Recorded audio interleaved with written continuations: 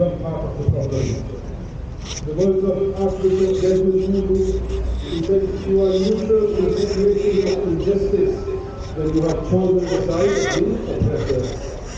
Also, when we don't stand in solidarity with the oppressed, then we may think that it's those people there who are dying, but in reality it's us who are dying.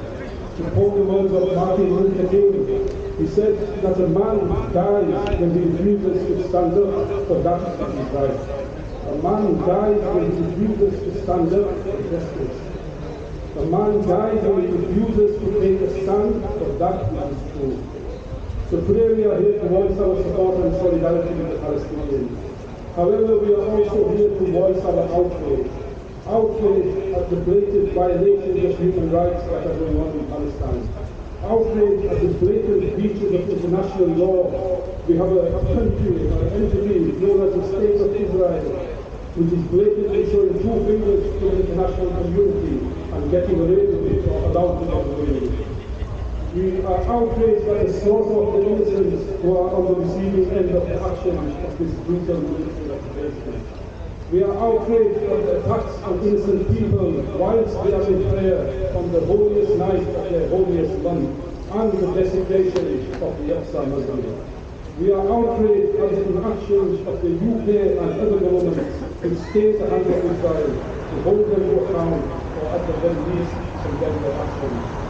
We are outraged at the British media's complicity in covering up the crimes of the aggressor. Some of the British media in recent days have been behaving almost as the propaganda arm of the Israeli state.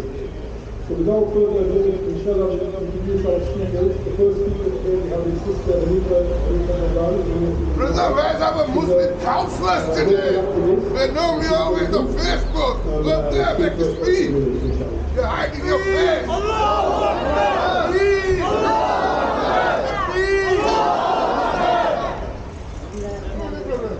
Assalamu alaikum, dear respected brothers and sisters. Sadly, we are all once again gathered here today due to the systematic oppression, eviction, displacement, the rape of land and homes which the Palestinians have lived in for generations, and the recent violence in Jerusalem. Palestinian families have been forcefully evicted from the occupied East Jerusalem neighborhood of Sheikh Jarrah. The Israeli occupation, The Jewish occupation, brutal, say what it is. storming and assault on worshippers in the blessed Al-Aqsa mosque and its courtyard is not a new challenge to the international community. Israel continues to provoke and use propaganda against Hamas. They have launched airstrikes against militant targets in Gaza Strip after alleged rockets were fired from the territory towards Jerusalem. U.S. Secretary of State straight away said Hamas needed to end the rocket attacks immediately, adding all sides need to de-escalate.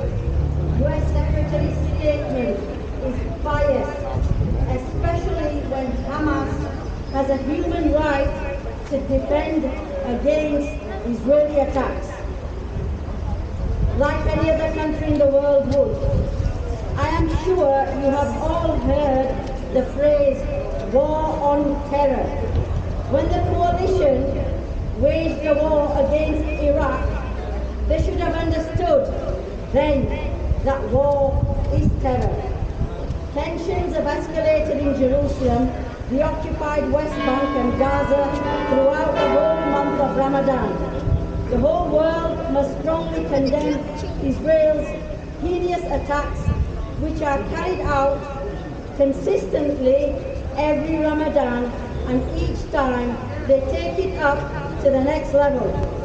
Israeli forces stormed Al-Aqsa and fired rubber-coated bullets, tear gas and stun grenades at the Palestinian worshippers, injuring more than 300 Palestinians. No government has labelled the Israeli attacks as terrorism. imagine what it would be like if it was a Muslim illegally committing the same crimes. One thing is certain, the world's media circus would be reporting this situation 24/7 as a Muslim terrorist attack. Also stereotyping all Muslims, which leads to hatred and it increases Islamophobic attacks. And not to forget the spying on Muslim communities. Each time the United Nations expresses deep concern over the illegal events imposed on Palestinians, it is merely a lip service. And today they have not imposed any sanctions on Israel for terrorizing and for the occupation of the stolen illegal Palestinian homeland. Even the Arab countries that have normalized relations with Israel are staying very quiet.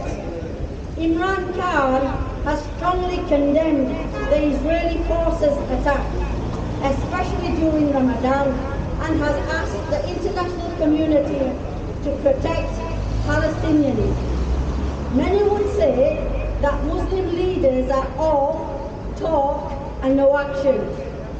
Turkey's President Tayyip Erdogan called on the Muslim countries and the international community to take effective steps against Israel, adding those that remain silent were a party to the cruelty there. The international community have been watching the illegal actions taken by the Israeli government for decades. Yet they choose to sit back and allow Israel to continue with the Palestinians